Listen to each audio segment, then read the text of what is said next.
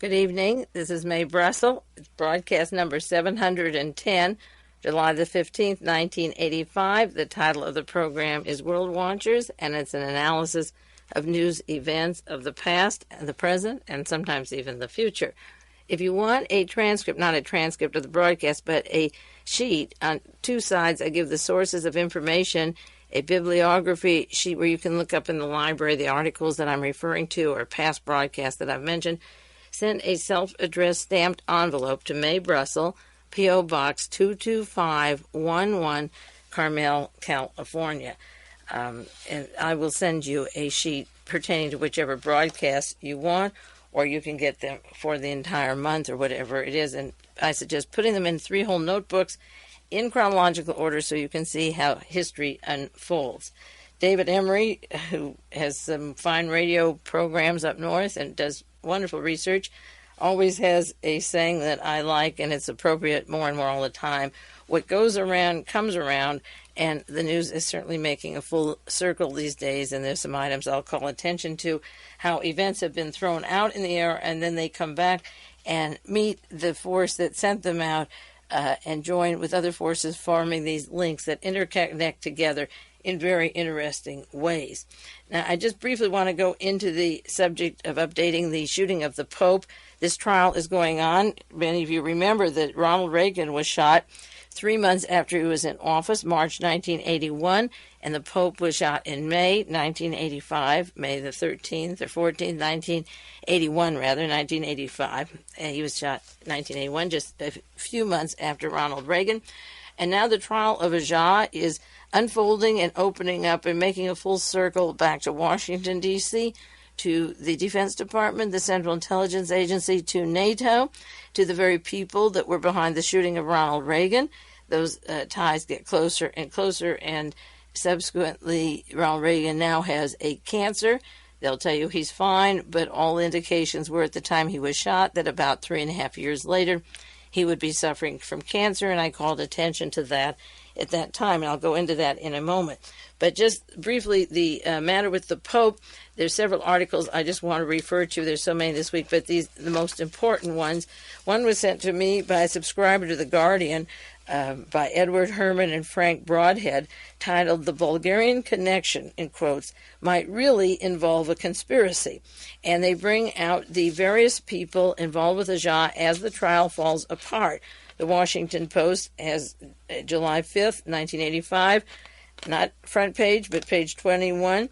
Agca retracts the details of the Bulgarian plot, and he's telling how he lied to the investigators, and I just briefly have run over some of these in the last few weeks.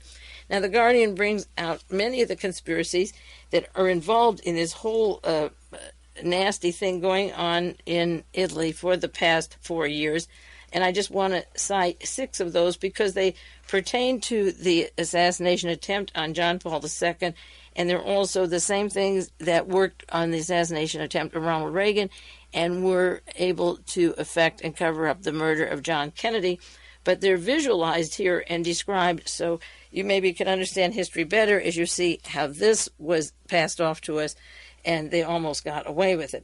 One conspiracy they talk about was the use of Agca to provide a phony plot against the Russians in Bulgaria.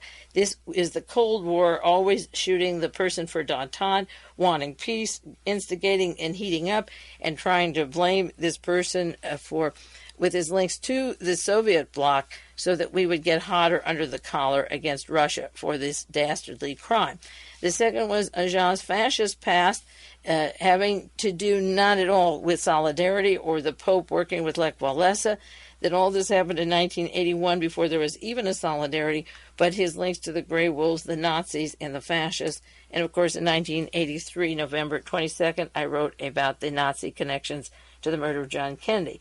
Third, the links of organized crime, the Italian intelligence, the SISMI, those are the capital letters for the intelligence system there, and the implications of using the mafia, the Camorra, and the intelligence to effect a coup in Italy, and also they were hoping to amass one on the against the Eastern Bloc.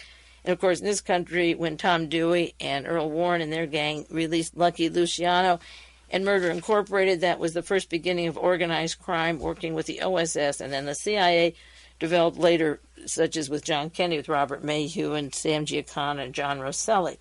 The FBI and the CIA, being in Robert Mayhew, hiring mobsters to do murders. Another conspiracy here they cite is the Western news media. And, of course, we had this in covering the Lee Harvey Oswald, the loner, particularly the New York Times, publishing the Warren Report in the first condensed version to sell all over the world. And in this case, the Western media involves the Georgetown Center for Strategic Studies, Claire Sterling, and Marvin Kalb and NBC, the horrendous broadcast they did. Reader's Digest, Marvin Kalb's brother, Bernard Kalb, is the State Department spokesman for the media. These connections of Western media are proposing that the Soviets are the master terrorists and lying without a shred of evidence that the Soviets are behind this, but there's more evidence that the United States has been the terrorist for a long time. And then they cite the Italian judicial system and Judge Martello in particular, how they violated legal proceedings. And, of course, in this country, the judicial system is a total whore, speaking to the highest bidder. Earl Warren setting the example, and members of the Warren Commission, the staff, pathological liars, dangerous liars, and covering up the Nazi fascist connections and the drug-running connections. As I say, there was the Washington Post story has Agca retracting his plot, saying it was all a lie. And then finally, a long article that I do want to detail for you, because this is the connection down to Joseph Mengele and Romeo and Tuma and the chief of police and the Syrian connections. This is a witness at the trial now in Rome. The New York Times has a front page story, Turk in Rome case details smuggling, and this has to do with Mr. Celenk, Celenk, and a company called Kintex, Kintex. It has to do with arms and drug smuggling and weapons and heroin for the Middle East and Swiss bank accounts and Syrian and German, Frankfurt, Germany, and Rome, and worldwide narcotics traffic in Basel, Switzerland. And this will link and does link down to South America, to Joseph Mengele and Klaus Barbie and the drug connections there, and the same people and contacts working through them with Reverend Moon, Licio Gelli.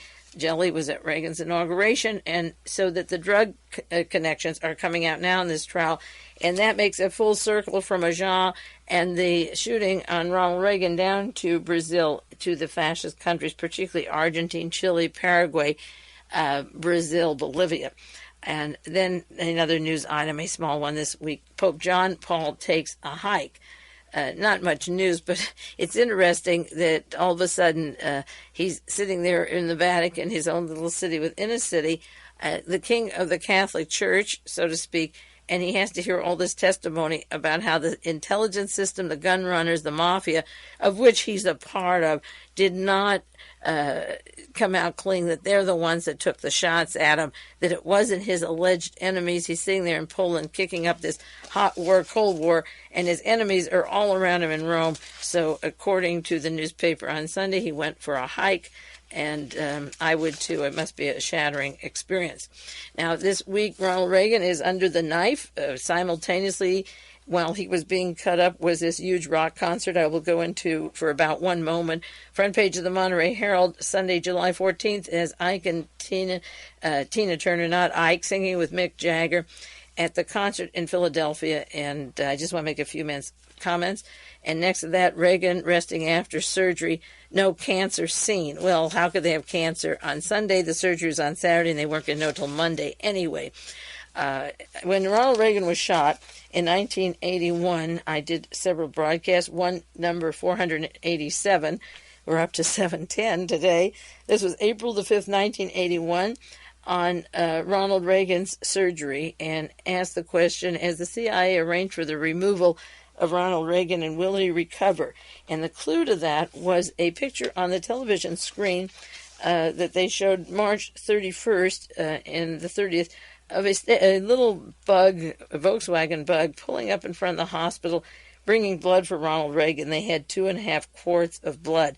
Now, when you bring him separate blood, it's like taking Martha Mitchell to the hospital down near Long Beach with Herbert Kalmbach for her injection, She had a 3.5-year cancer. Jack Ruby had a 3-week cancer. He got injections after he started sending messages out of the jail that Lyndon Johnson and the John Birch Society were behind the shooting of John Kennedy. But when you see a special little car coming in with blood for just one person, it's very much like the party at Chappaquiddick where Ted Kennedy and Mary Jo Kopechne have a rum and coke, and their drink is brought in a bottle from the city. It isn't bought at the local liquor store, and after they drink it, it's poured away in the lawn, and there's no piece of a drop of it left, and nobody else drank it except them. And then, with the fatal account of what happened after that.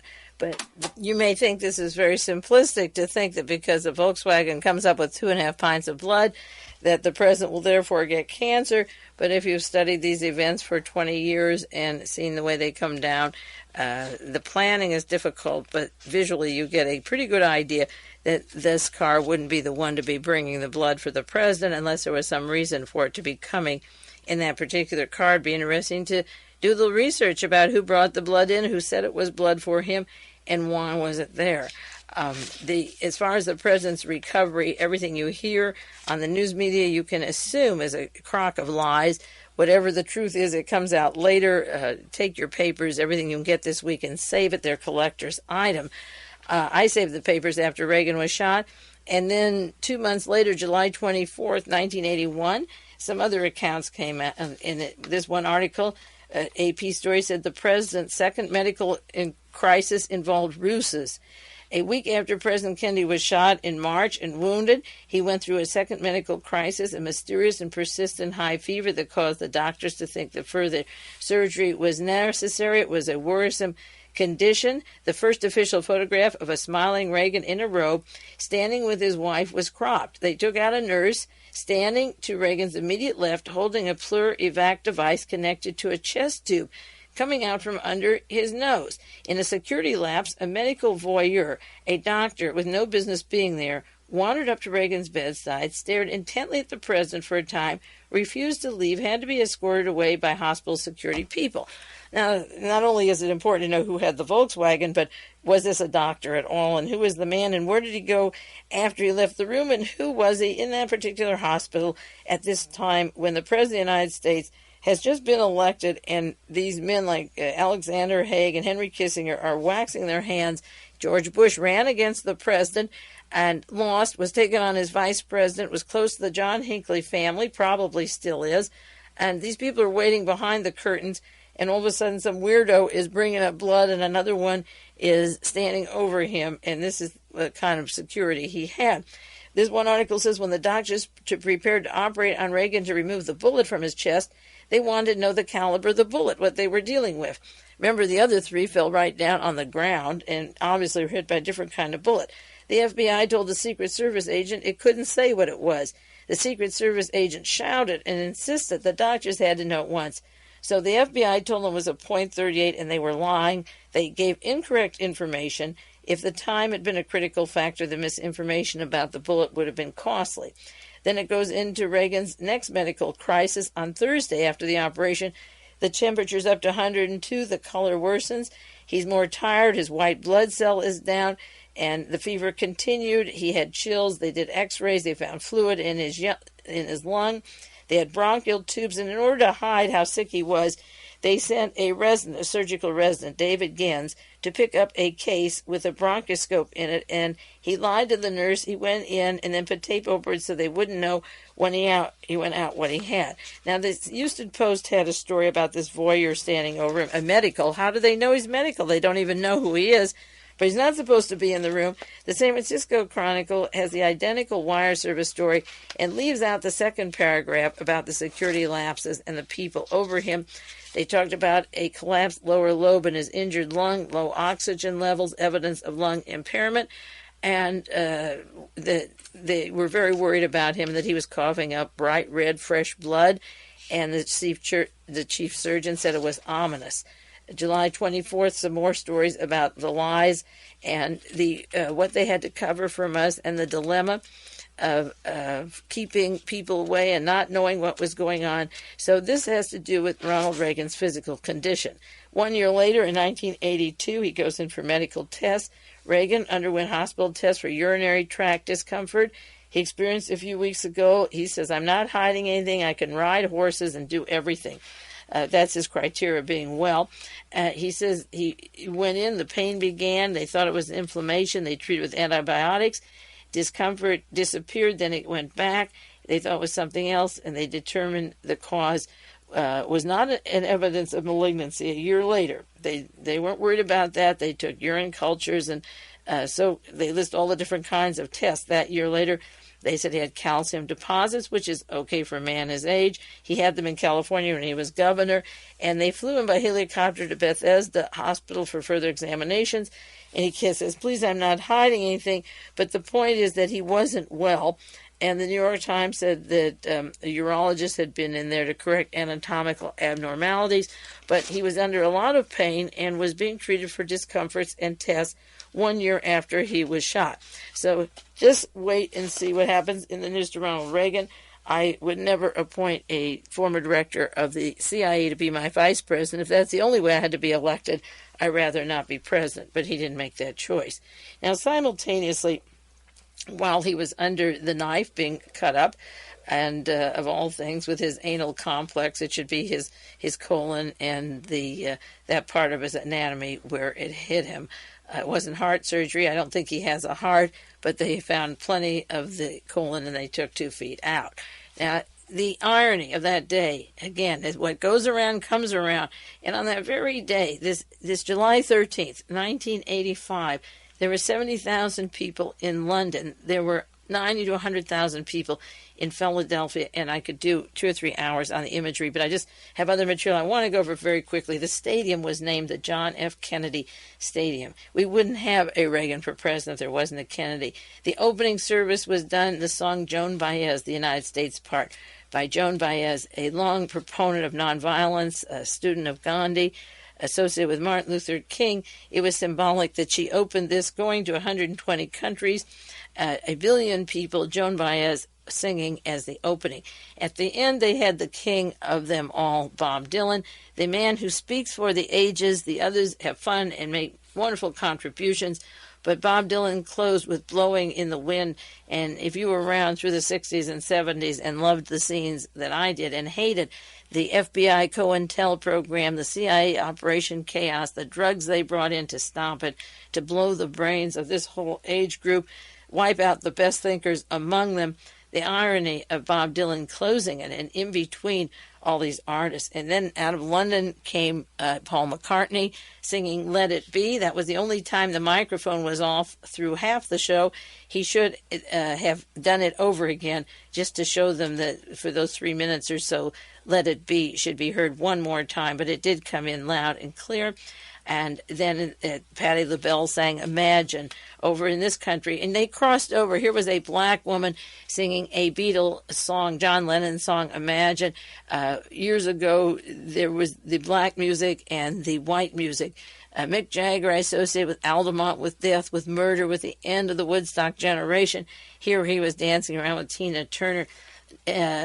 Crosby, Stills, Nash and Young, Kenny Loggins, the whole group. Led Zeppelin were back. The Who was back. It was the most wonderful experience. And Julian Lennon, John Lennon's son, whoever dreamt that he'd have one that had a voice or had an image, and singing there along with them. And all this time, this man who was governor of California, who worked with the intelligence community and hated the scene and, knew they were drugged and put into mental hospitals, they seemed to survive. It's sort of like Peter Pan, where you have a little light and you shake your hand and blow it together so that a Tinker Bell will survive. She's so frail, this little light. And all of a sudden there's this clapping and Tinker Bell survives. Well, as Joan Baez said when she got up there, this is your Woodstock. Woodstock was the end of that generation. In fact, the article that I wrote and never published, it's really book length, on the murdering of the rock musicians, was Helter Skelter. It was Helter Skelter, Gimme Shelter. And Helter Skelter was the Beatles, and Gimme Shelter was the Rolling Stones, and I associated Mick Jagger, as I say, with the violence. And here they were coming together for a cause, because when the government can't make a policy to stop this genocide, this is a purposeful genocide of 13 million black people a week. All of China is being fed. There's no reason for this kind of thing. And as Mary Travers said, a long proponent of peace, this isn't a foreign policy. This is a happening. So the 60s came to life, the 70s and 80s. And what was beautiful is that they all melded together for one course. And that was the thing that Reagan hated the most, that the CIA, the Defense Department hated. CBS News said that evening that music is the most powerful force on earth. I've known that for a long time, and many of you have. And there it was in front of you, and it was very exciting. I watched it from about 7 in the morning till 11 at night, and I just couldn't get over the experience. It brought back a lot of memories and even hope for the future.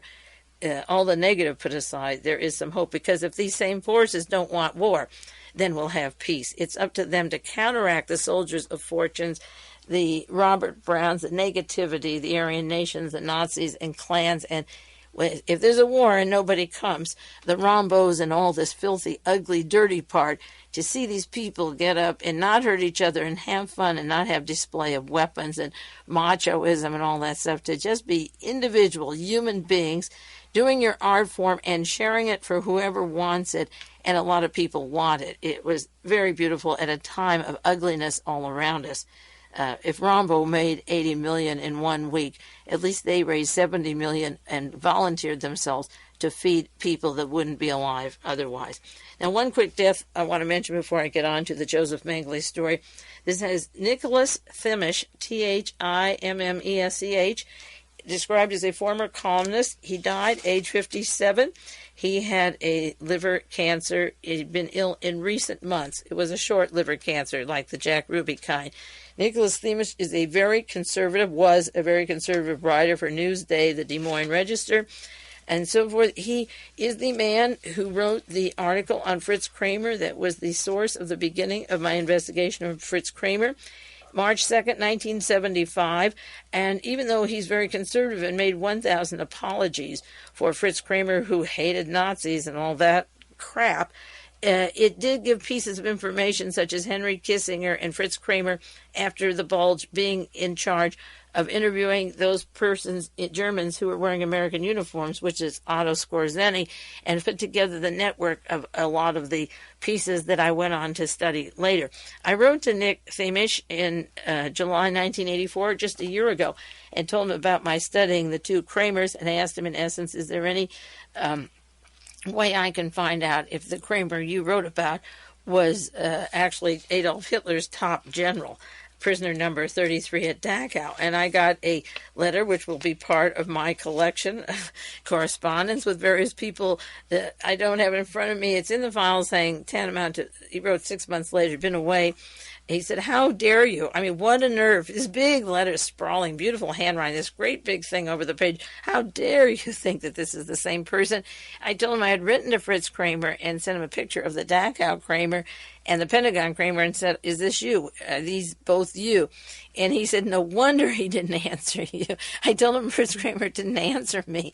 I wrote to him in Washington. He says, no wonder he didn't answer you. Well, if somebody had a picture of me as a Nazi, a war criminal in a trial, and they said, well, here's this Mae Brussel, and she was sitting here, and they have the same name and the same face, and they asked me, I write back and say, oh, I can really see your concern, and I've been asked that 100 times, but of course it's not me, and this is where you can find information on the other one. I've been concerned about it myself.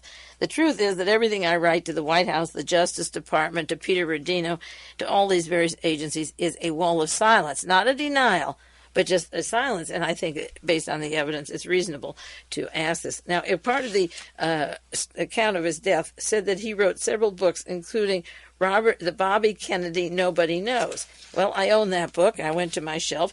It said written by William Nicholas. I never heard of William Nicholas, but Nicholas is Nick. Nick THIMMESCH. He's the one who wrote it. And in that book, published in 1967, is a picture of Robert Kennedy wearing a yarmulke, talking to the Jews and saying how that he wants the vote of 2.6 million Jews in New York City, and that he would have trouble with that because he had worked for Senator Joe McCarthy, and his father, Joe Kennedy, had this affinity for Nazi Germany.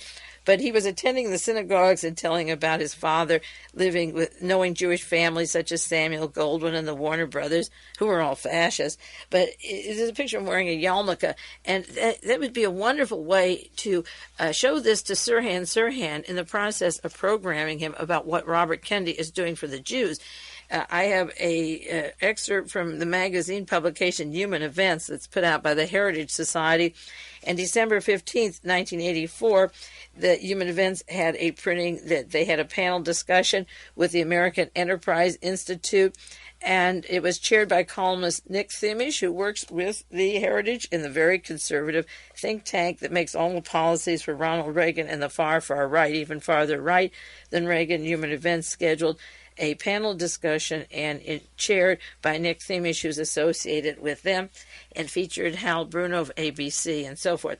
It was a news media conference. So THIMMESCH is linked to the Heritage and the far right. He's dead now. He surfaced at one time and brought out the article about Fritz Kraemer. Of course, he works. Henry Kissinger and Fritz Kraemer are part of the Heritage group, that think tank in Washington. Their names come up all the time. In conjunction with them, or associated with them, they're particular agents of the far right. So here is a man who puts a book out in 1967 of Robert Kennedy wearing a yarmulke. I wonder if there's anyone else who has that picture in a book. And if you wanted to program Sirhan to hate Jews, he said Robert Kennedy was helping the Jews. You just get out this book, written in advance, sort of like Black Abductor, with an alias that nobody knows, and it turns out to be this particular person. And that's a wonderful tool to give Sirhan if you want to do it. Now I'm going on to the story of Joseph Mengele and Simon Wiesenthal. And very important to the Wiesenthal story is how the discovery of the body went in. There's 3 or 4 more parts of this that I want to be sure to get and share with you in the weeks to come. Today, how they found the body because of the pressure that was building up to find Joseph Mengele, who led them to that place.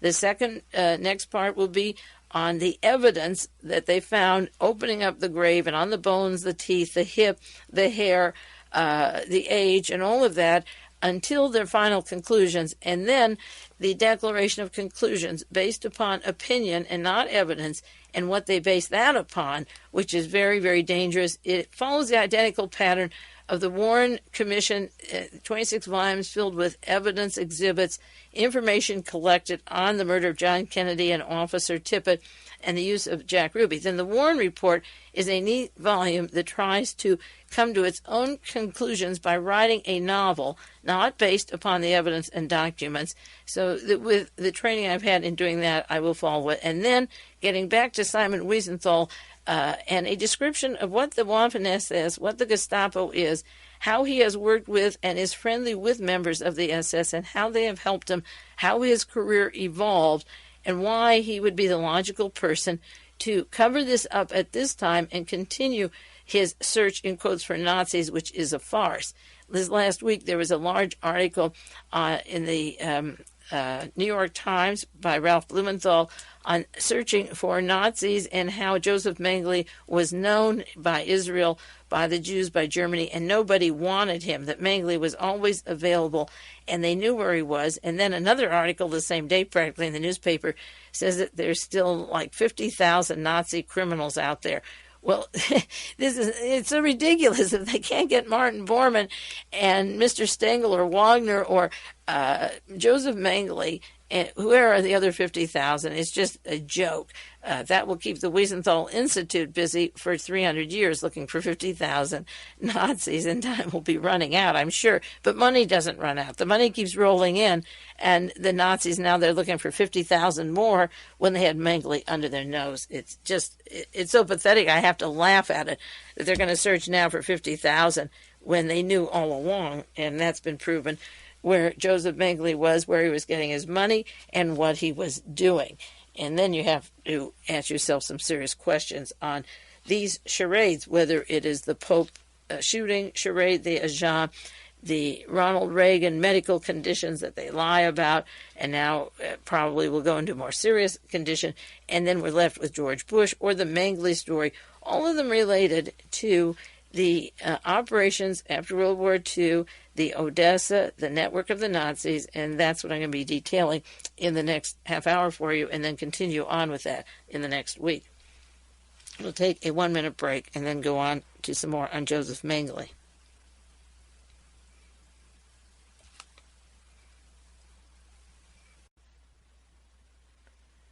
This is Mae Brussel. This is part 2 of broadcast number 710 of World Watchers, July 15th, 1985.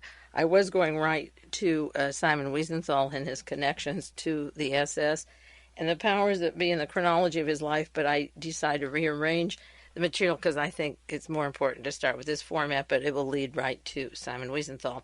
Jack Anderson had an article, June 26, 1985, 4 days after the official closing of the Joseph Mengele case, closing in quotes. He said, "Our intelligence sources are not convinced that Dr. Mengele is dead," and he gives some examples of why he doesn't think he's dead and didn't drown in 1979. And remember, it's Jack Anderson who wrote in his newsletter in 1984, around December 84, that the CIA was going to fake a death of Joseph Mengele, but it wouldn't be Mengele. And again, the CIA involvement links to the shooting attempt of Ronald Reagan, to the shooting attempt of the Pope, and now mingling it down with Mengele, because, as I say, all of these tie together in many ways that I will be linking in the weeks to come, or I might have mentioned before, but we'll be going into more. Jack Anderson cited these just briefly. Gisa Stammer, the hostess who housed Joseph Mengele from 1960, or the middle of 60, on for quite a few years, was being interviewed by the press and the investigators, but the husband, Giza, Giza, Stammer, has not yet been interviewed. He's on his way to Singapore. And I mentioned that that ship that he took with his son, a officer in the Merchant Marine, could have gotten Mengele out of Paraguay and out down across over to Brazil, and then out of Brazil and on the way to the Orient. It's already been a month, and of course he's never landed anywhere, been interviewed. He's the most mysterious person in this case, and the package that went on that ship, in particularly a person that could have been on that ship, just as that little Volkswagen bug in front of the hospital when Reagan got his blood. There's certain key events or people, and Mr. Stammer and his son, the captain, are two of them, and the passenger that went to Singapore and Japan. Secondly, he said Mengele didn't live alone from 1962 to 64, as Mrs. Stammer said. They said he was lonely and stayed with them. He was married. His wife, Martha, his second wife, and his stepson, Karl Heinz, who went on to be the manager of the Mengele tractor factory in Günzburg. They were down there with him in South America. He didn't live alone those years. If you catch it one lie, you know that the others have to be wrong. She was in South America, and the passports and all that would show it. Third, Paraguayan dictator Strassner, Alfredo Strassner from Bavaria, told the Central Intelligence Agency in 1965 that Mengele was living in Paraguay, and he was supposed to be in Brazil from 1961. They said he never left. He was close to the homes or the safe houses. Another point, the fourth, is that Mengele was in Portugal in the 60s. He also was there in the 1980s. It was verified that he was sending Christmas cards from Portugal to Paraguay, and I mentioned that on another broadcast. Some of these points I've had, and I appreciate the fact that Jack Anderson is itemizing these, and I hope he keeps up with this. He was in Portugal. He hadn't drowned. He was sending Christmas cards from Portugal. Next, Mengele's frequent visitor was a frequent visitor to Paraguay, and he had a rancher he stayed with. He had his own room. He went for extended periods, and they're trying to say he never left Brazil. Attorney Fritz Steinecker made a secret visit to Israel weeks before the tip. That's very, very important that he mentioned him, that he went to Israel, because I told you Fritz Steinecker was the attorney that I was told, I may be wrong, but prove me wrong, went to Zurich, Switzerland, earlier with money to deposit for Joseph Mengele, but was in there of April of 1985. And then if it was weeks before, he went from Zurich in April the 12th, then to Israel. And I mentioned a member from the Anti-Defamation League that was with him, and Mr. Buell of Associated Press. They were putting money allegedly are putting money into the account of Mengele, but now I know where the money went. I'm pretty sure I have an idea. They can't use that account anymore. So at this point, they're probably taking it out because they can't use it anymore. And then he questioned the suspicious timing and the tip that led to Hans Sedlmeyer's home. And that's what I want to talk about with you.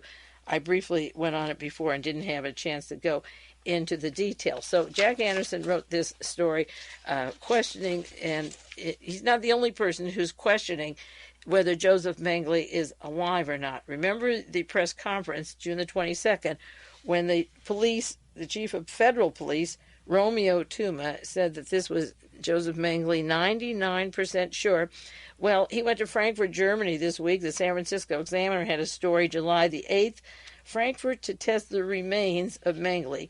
West Germany, the government there in Frankfurt has remains that they believe to be Joseph Mengele. It's not positively now. They say there isn't a chance it could be anybody but him. I'll read you some of the adjectives probably next week. But now they believe they are his, and they went to Frankfurt for further testing. Well, if Simon Wiesenthal is 99% sure that that's Mengele, then what is all the testing in Germany? Why does he have to jump on the bandwagon and send people when this dictator, this Tuma from the secret police there and the death squads doesn't believe or can't be sure, then why does Simon Wiesenthal have to believe it?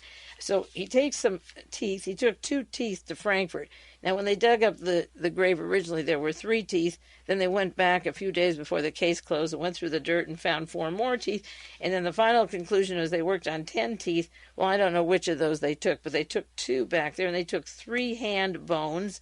One was an injury to the hand, and the other story was that he had a genetic defect in the hand. We'll go into the evidence later, but he took 3 hand bones and pieces of hair that were dug up from the grave June the 6th, and they took them to Frankfurt, and they said that the conclusions in Brazil were preliminary findings last month, that they were remains. Now, would you, the ordinary person reading the media, the mass media on television and news, seeing the skull on the table, would you believe that that was a preliminary finding, that was Joseph Mengele, or would you say that they were certain, without any doubt, with most definite opinion, it was Mengele?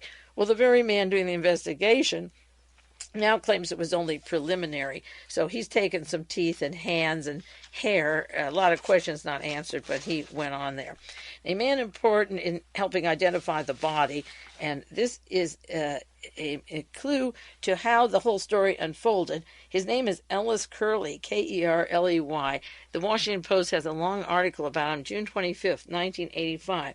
He helped identify the body of Joseph Mengele. He was sent by our United States Justice Department that was watching the John DeLorean trial, that knows of the possible links of DeLorean to Mengele and the bank account and Klaus Barbie. Our Justice Department wanted to end this thing, of course, as did West Germany, and get it over with. But so Mr. ELLIS KERLEY from Maryland, no doctor's degree or identification, went to Brazil to help with the conclusions that it was absolutely, his adjectives are positively, absolutely, no doubt, and I'll get back to those later. But in this interview in the Washington Post, he says that earlier in the year, which would have to be January or February, he doesn't say the month, early in the year, the United States government, not Frankfurt, Germany, or not Brazil, sent him pictures of a man, photographs of a man in South America, and he studied these photographs and felt that this was 95% chance it was Mengele.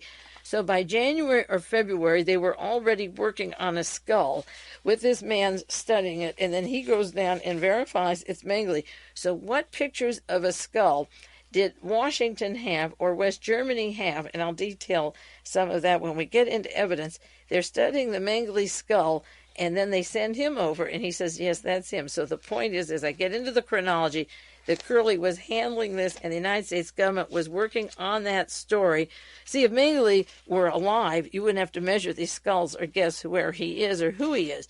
But they must know that he's going to be dead, and they're going to pull this out of this grave in Brazil, and therefore they have to work on these measurements several months before they go to the grave. Now, how did they get to the grave and what happened? Just to run down very quickly, in 1960, Adolf Eichmann was arrested in Argentina.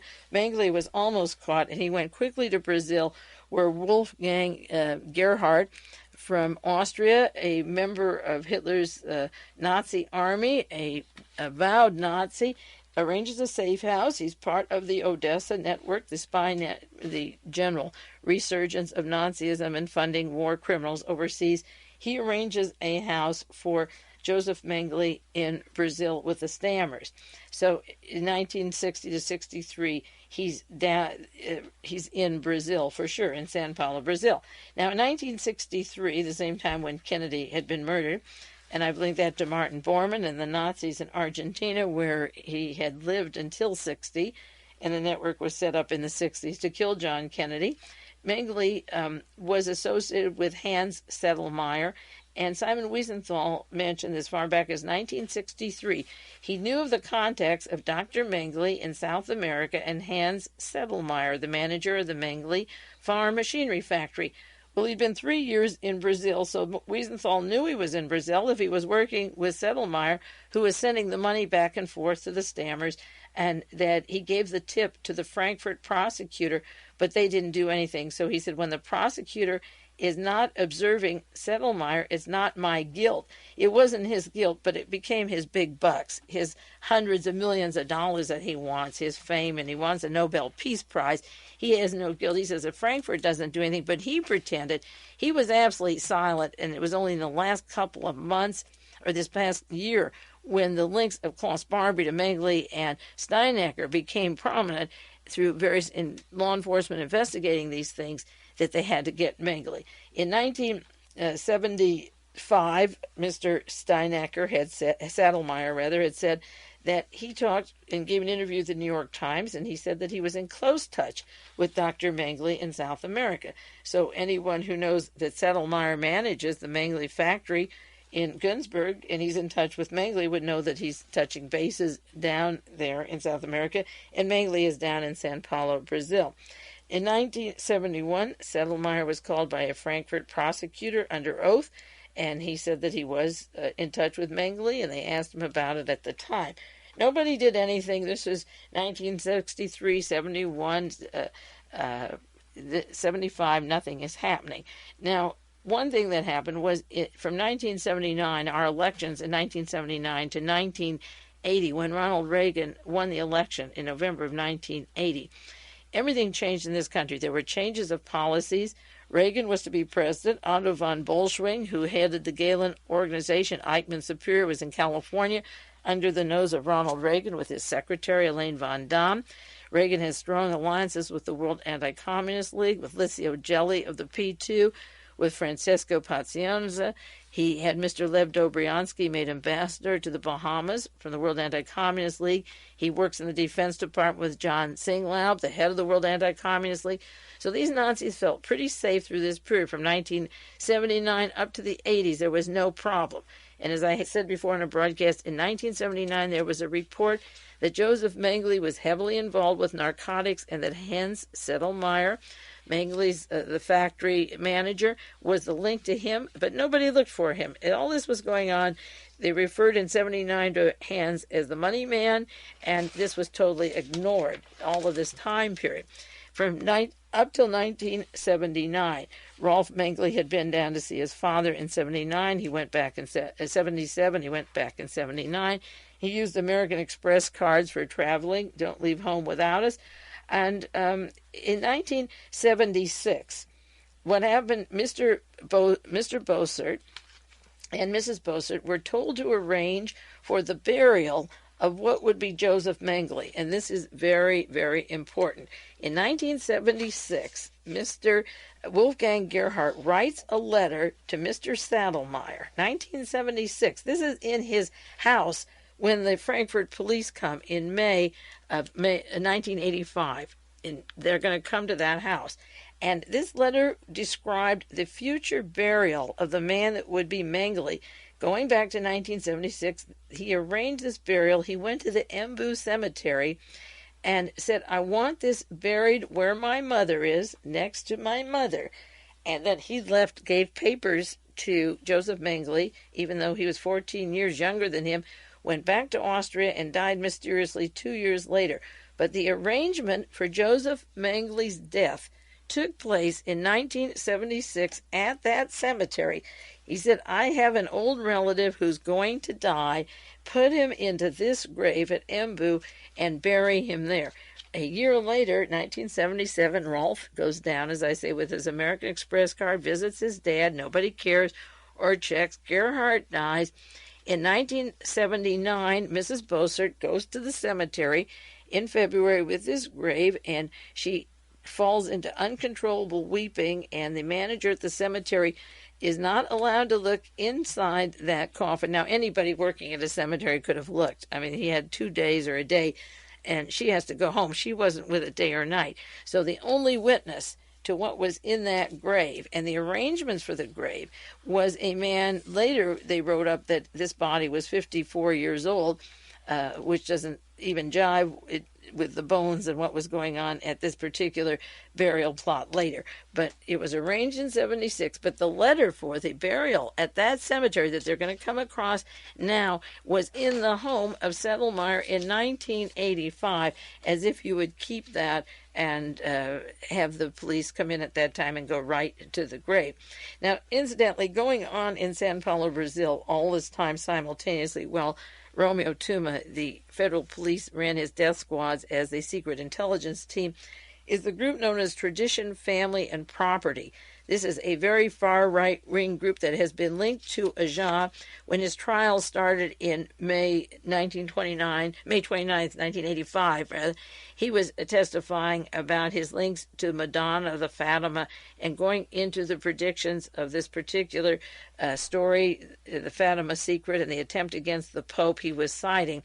And Agca and the people behind the plot to kill the Pope are linked to Syrian gun running and narcotics connections that go right down to Tomasi Buscetta down in Sao Paulo, Brazil.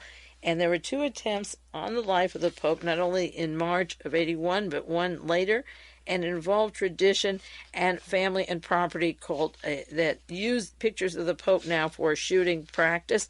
And their home base is in Sao Paulo, Brazil, the same area that is going to tie up later to the narcotics and the fascist group around Agca. It ties up already, but I just want to mention this briefly. Now, in 1982, William Hedrick was arrested. I've gone into this with you, and I just want to go over those dates again. And he said, I'll deliver John DeLorean on narcotics charges. DeLorean was arrested in October of 82 on drug charges, and it was my allegations starting in 1983 when I learned about these connections and put them on the air starting in August 83 of the possible links of the money of DeLorean going to Klaus Barbie into Mengele's account in Zurich. Now, in 1983, Rolf Mengele was sending pictures of himself and Christmas cards to the Bosserts in South America. Mr. Tuma wouldn't release them, but he was in touch with them all this time down there, and there's evidence to believe that they weren't wasted on any particular person, but Rolf was sending them down for the family and his father particularly. Now, in 1983, moving on to 83, 2 years before this all comes down, John DeLorean has been arrested. Klaus Barbie has been sent to trial in France, where he can't start trial until, as I say, they officially bury Joseph Mengele and can't be seen at trial and so forth. In 1983, a man dies by the name of Hans Ulrich Rudel. Rudel was one of the leaders of the Odessa movement, the worldwide Nazi movement. I'll read you the biography of Rudel in a moment. I want to get to the chronology of this first, and then back to Rudel. He dies, and in his notebook is the name of Hans Sedlmayr, the manager of the firm that all of these agencies knew about, the CIA, the Frankfurt, Germany investigator, the police force, the interviews, and so forth, court records.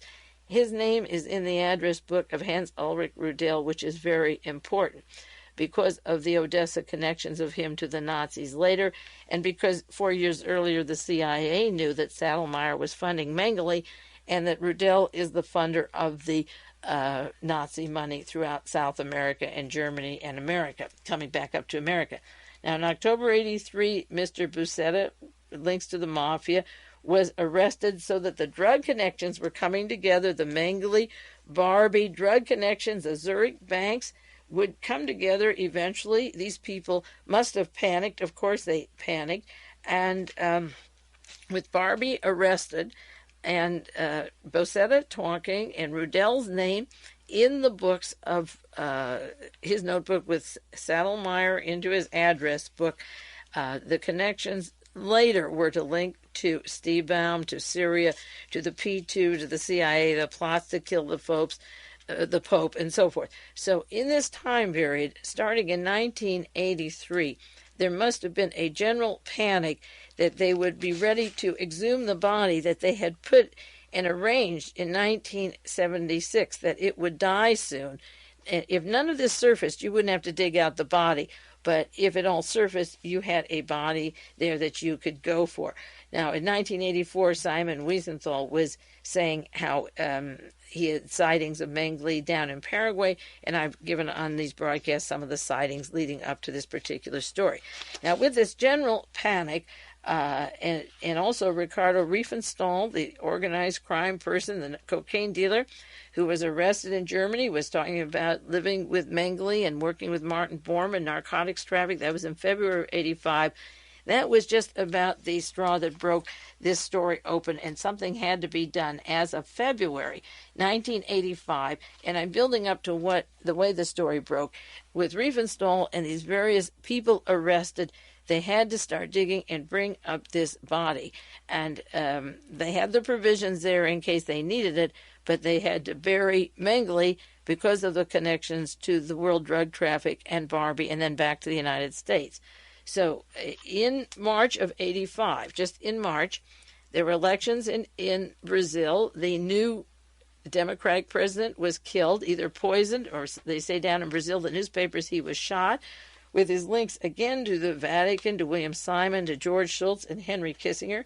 And Credo Neves was dead in March of 85. Now, in March of 85, and this is clue number one of the panic of ending the case, a letter went from Paraguay to a prison in Germany where the West German authorities intercepted the letter. And according to the New York Times story, Ralph Blumenthal, this was a valuable tip. This was the first tip to set this whole thing going, to go to the grave in Brazil. The letter was from a German in Paraguay, identified as Gert Luck, L-U-K, to a prisoner in West Germany by the name of Manfred Roeder, R-O-D-E-R, leader of a neo-Nazi movement known as the German Action Group. Roeder is serving 13-year sentence for planning bomb attacks. The letter said, Uncle died sometime before on the beaches of Brazil. Now, here is a man linked to Stefano Delle, Chiaie, to Klaus Barbie, to Licio Gelli, to the P2, to all the violence in Europe on the right, to the Grey Wolves of Agca, to the Nazi movement throughout the world, and to the United States. If the name Roeder isn't familiar to you, I will refresh your memory. This Roeder that got the letter is the person who attends, and his wife attends until he was locked up, but she does, the meetings of the Aryan Nation up in Idaho. Richard Butler from Lockheed. Manfred Roeder is the very person described on my various past broadcasts, the role of Roeder with the Aryan Nations and with Lockheed. Roeder's wife attending the meetings up there while he's locked up. And Roeder makes the connection, all of his supplies on anti-Semitism, on literature, on Jews, on killing Jews. All of that comes from Mr. Zundel up in Canada, who was just prosecuted, and he's going to be deported to Germany. He said there was no Holocaust. Zundel links to those broadcasts I've done for you on the Institute of Historical Review out in California, again, to Steinecker and Kraemer. And I don't want to jump around too much with these names, but the very fact that the first clue to finding Joseph Mengele as being dead and identified as part of the worldwide Nazi with Hans Ulrich Rodel and so forth comes from an avowed Nazi who worked with Rodel, who worked with Otto Skorzeny till he died in 1975. Rodel died in 83. and there are links to Saddlemeyer. This story broke with a letter saying Uncle died on the beach of Brazil. It went into the cell, and everybody knows in their prisons that mail is opened up, and this was meant to be open. And 1 month later, I had on the air that Mr. Fritz Steinacker, the attorney for Mengele, was in Zurich with Fritz, Kraemer, and Buell, and a Mr. Foxman from the Anti-Defamation League. Now, in April of 85, after they meet in Zurich, Steinacker takes a quick trip to Israel that Jack Anderson wrote about, and this tip from Roeder, coming from an avowed Nazi of the Odessa Network, is very, very important. Now, the next tip, second tip, comes from CBS 60 Minutes, Mike Douglas, that crew. You think Dan Rather is so liberal, but forget the other connections. Mike Wallace, rather, not Douglas, Mike Wallace. Another story, Ralph Blumenthal, who's been writing these accounts, said search in Germany led to exhumation. And besides the letter in prison, the New York Times, June the 26th, says a new element was added to the account by the report of a CBS News television team that recently returned from Paraguay. Barry Landau, the producer for CBS 60 Minutes, said he and a crew were just happened to be filming a German colony in eastern Paraguay, May 25th, 3 weeks before the latest reports of Mengele's death. They were told by an elderly German who claimed he had known Dr. Mengele that he heard from a Mengele associate more than a year ago that the doctor died in a swimming accident some years before in Brazil. Now, and another person in Paraguay, and look at the pressure of Mr. Stroessner, Dictator Stroessner, to get the Mengele story off his back. Another story in Paraguay on May 25th, the same date. I don't know if it's the same person. The Daily Hov, H-O-V, carried a story with a Belgian immigrant who said Mengele had drowned in Brazil some years earlier. Alphonse Dirk, D-I-E-R-C-K-S, a 65-year-old photographer and a farmer living in a German colony in Paraguay, told the newspaper, Oi means today, H-O-Y, received information from a West German friend, Albin Krug, that Mengele had died a few years before. He had taken photographs of Mengele and destroyed them. The Paraguayan report appeared 6 days before the West German investigation into the house in Bavaria that went to hand. Nobody was mentioning Mengele for years and years, and then all of a sudden out of Paraguay comes a newspaper report from the Daily Hoy. There is a interview with an Alphonse Dirk who got a letter from saying that Mengele was drowned, that he was dead, and somebody had pictures of him. There was CBS taking pictures for 60 Minutes, and an elderly German says that he heard Mengele drown. All of this is coming out of Paraguay. Now, the New York Times reported, Ralph Blumenthal, June the 8th, that another investigator close to the case said that the West German authorities recently received a letter from a German in Paraguay saying that they searched the Saddlemeyer house and go there to look for information. And it's when they go to that house that they find this list of, not letters, but list of addresses that leads them to the Boserts and Stammers down in Sao Paulo, Brazil. But this anonymous letter comes, go to Saddlemeyer. So out of Paraguay are these 4 different letters closing the case, and Mr. Stroessner's been accused of harboring Joseph Mengele all this time. So this tip-off comes, and they go to the house and raid the house, and they don't have a search warrant, as I say, so they're kept out and away until they come back with a search warrant and go to the Saddlemeyer's house. Now, in that time, they had time to clean out the house, get rid of all the documents, but they don't. They leave the letters there, so what they find is extensive correspondence of Joseph Mengele going on up till 1979 that they just happen to have in their coat and under the bed and in her possessions that she allegedly was supposed to destroy. Letters coded with return addresses, 7 or 8 letters from Mengele, 2 letters traced to the Boserts. And now Mr. Saddlemeyer, who's retired from the Mengele firm, has been in touch with these people in Paraguay, and these anonymous tips come in all of a sudden in April and starting in May, quickly go to that house and supposedly unknown to them. They're rated, but I don't believe it was unknown to them. I believe these things were kept there. In fact, it's in the letters that they find there, the clue of the name of the cemetery and where he would be buried and under what name, so that all they had to do was get an anonymous tip to go there and then go right to the cemetery. And why would Mr. Sattelmeyer, who's been the object of investigation all this time, all these years, who's acknowledged his relationship, why would he keep all this incriminating stuff around his house now, except for the purpose of closing the case? And who could better close the case because of the connecting links to worldwide Nazi organizations than Mr. Roeder, the well-known Mr. Roeder, sitting in a jail in Germany, who gets a letter which, in quotes, is intercepted.